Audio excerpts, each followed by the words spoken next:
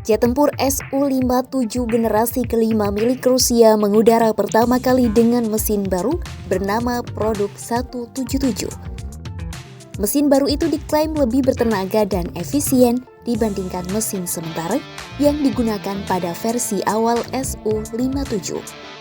Generasi kelima jet tempur Su-57 menggunakan mesin yang dikembangkan oleh United Engine Corporation, anak perusahaan Rostec, khusus untuk sistem pesawat generasi kelima. Penerbangan perdana generasi baru jet tempur ini disampaikan perusahaan pertahanan milik negara Rusia Rostec Senin 22 Desember 2025. Uji coba terbang tersebut dilakukan oleh pilot uji Roman Kondratyev. Rostec mengatakan uji coba terbang itu berlangsung normal tanpa kendala dan signifikan. Pasalnya, sejak lama, pengembangan mesin jet tempur jenis ini menjadi hambatan utama program Su-57. Dengan mesin baru, diharapkan mampu menghasilkan daya dorong lebih besar, efisiensi bahan bakar yang lebih baik, dan umur pakai yang lebih panjang. Menurut Rostec, mesin Produk 177 mampu menghasilkan daya dorong hingga 16.000 kg gaya atau sekitar 35.000 pon daya dorong saat menggunakan afterburner. Selain itu, mesin tersebut diklaim memiliki konsumsi bahan bakar yang lebih rendah dan daya tahan yang lebih baik.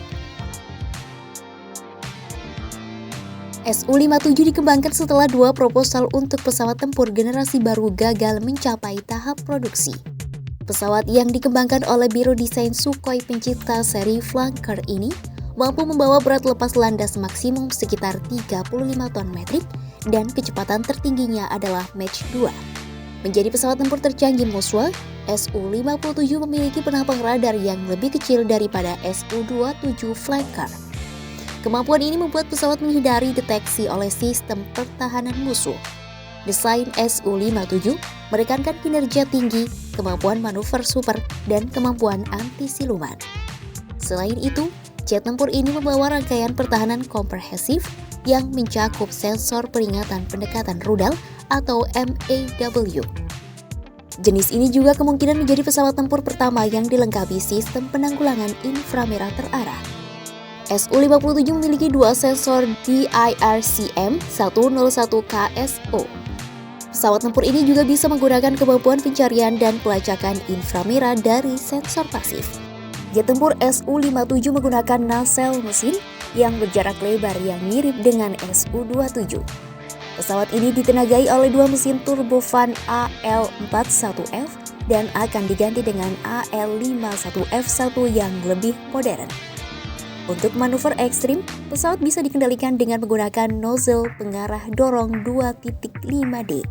Jet tempur ini memiliki 12 titik pemasangan senjata atau perlengkapan, 6 internal dan 6 eksternal.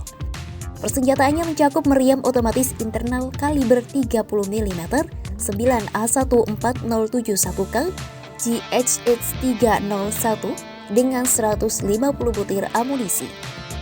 Pesawat ini pun dilengkapi dengan berbagai senjata udara-ke-udara berpemandu, termasuk rudal jarak menengah hingga berpemandu inframerah.